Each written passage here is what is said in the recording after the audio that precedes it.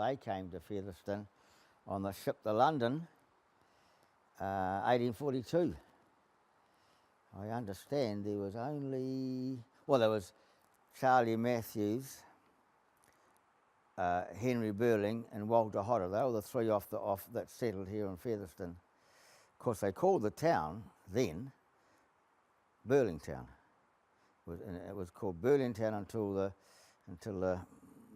Cold War, I suppose you can call it, between Isaac Featherston and Henry Burling in 1856, and then the name was changed to Featherston. He was certainly genetically stronger because he lived to 110 years of age. And I think if you check the history books, I think Dr. Featherston only lived to about 66. I'll stand corrected there, but I don't think he lived to a great age. Burling lived to 110.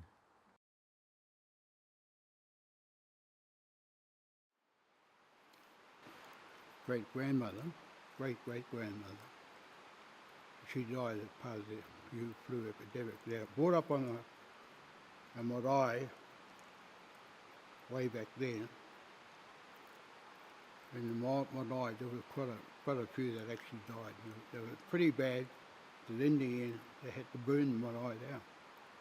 So they burnt the marae down, and all those people who died were put in a mass grave, which is still at that Urupā, where my marae still is at the moment. What's the marae's name?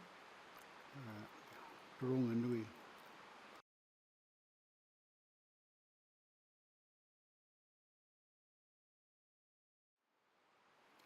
It was all, the farm was all, even the hills were all grass. It's all bush now. And because I know, because I used to muster it.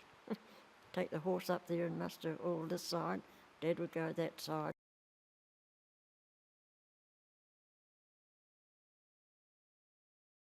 See, the First World War was a training camp, ground fort war, 150 acres.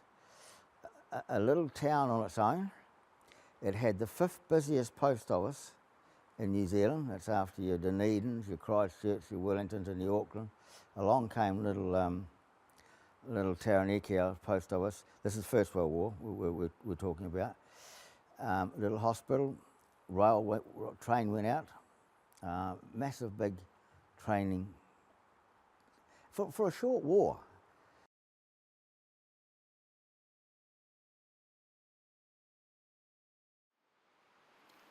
That was their sole task in World War I, was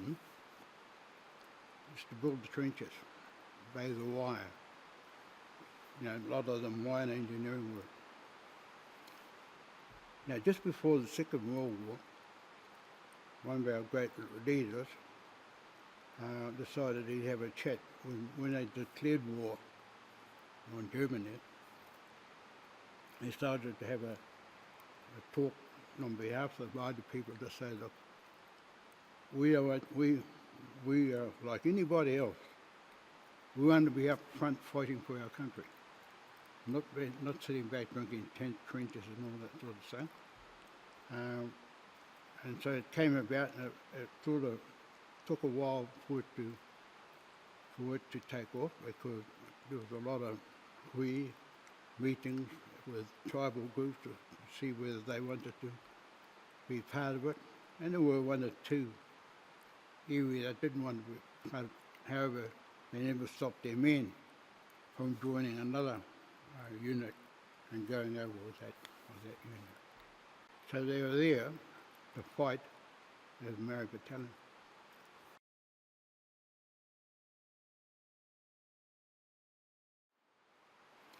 Featherston was a very lovely place to live in those days. It was full of everything. You know, it was no good going to Masterton. You could get everything in Featherston, really. So we had the old town hall. There was skating, roller skating on Saturday afternoons. I used to love that. I think we nearly ripped all the floor up. Probably that's why it got pulled down. Because it was late Friday night closing.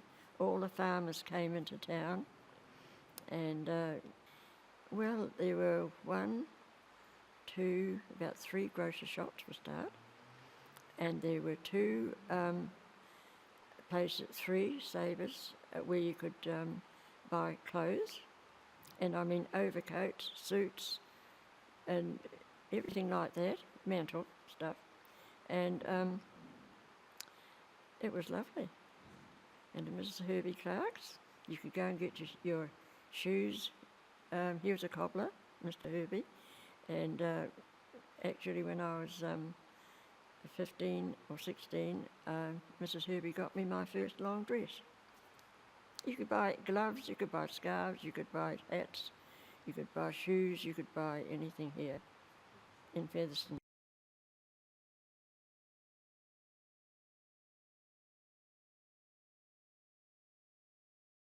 But I always remember these 4-gallon tins, kerosene tins as I call them.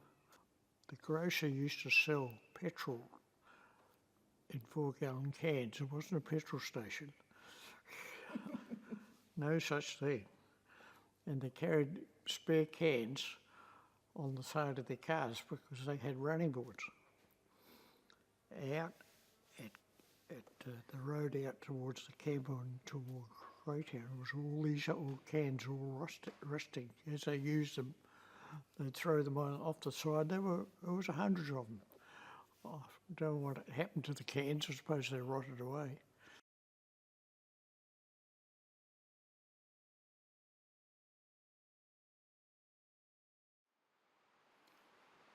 My father was a lovely pianist, and he used to get, there was a Cross Creek Coal Society down there, and beautiful singers, and they used to put concerts up in the old town hall, and they used to get Dad to play the music for them, you know. And he used to play for the silent films in the old Cosy Theatre.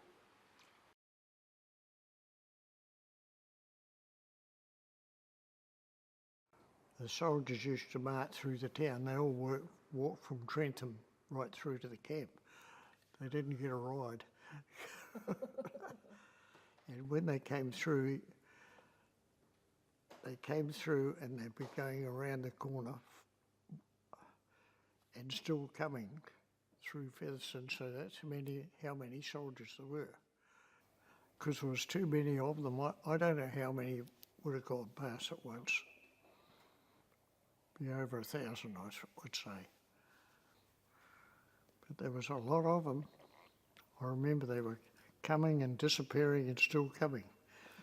They had it fairly tough.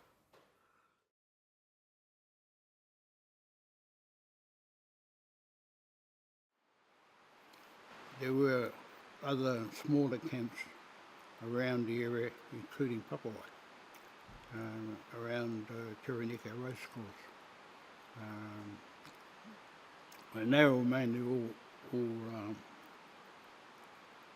local soldiers. And they have down in Marae and in Greytown, Papua, they have a memorial there of all those our men that died in that war.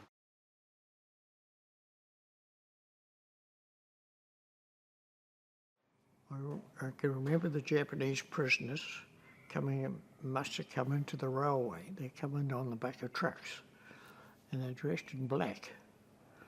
They had big wide brimmed hats on, and they looked quite strange.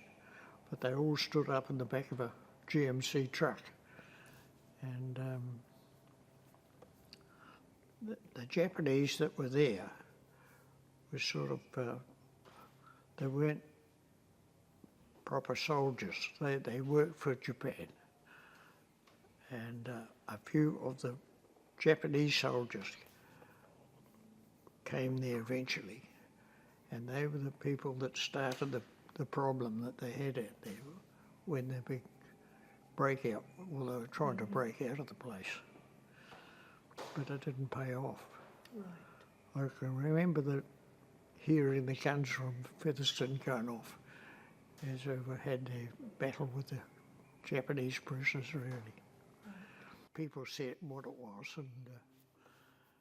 And then when that all finished, the wounded Japanese were brought here in this room into the Anzac Hall.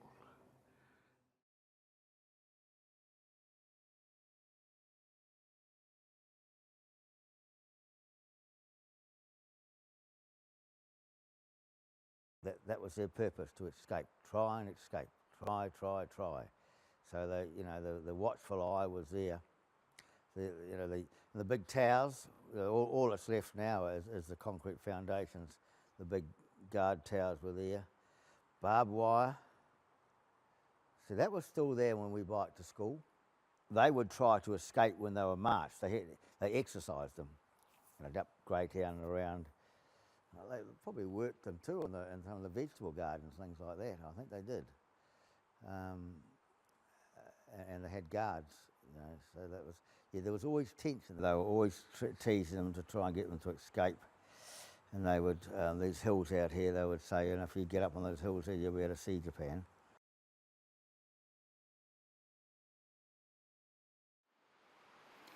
I heard planes over the Chernikau River, 2 Kitty Hawk planes, and one got so low just above the treetops, and probably realised how low he was, and he climbed about very steeply like that, and when he got so far up, there's a big bang in the motor, and he just dropped like a stone. And I heard the crash and saw the smoke coming up above the trees, and the other pilot came down, had a look around, and he went up and straight up to Opakia. There was only a little bit in the paper about that big, and it was, they used to come down and dive on the prisoner of war camp, and they put a stop to that because it terrified the prisoners there.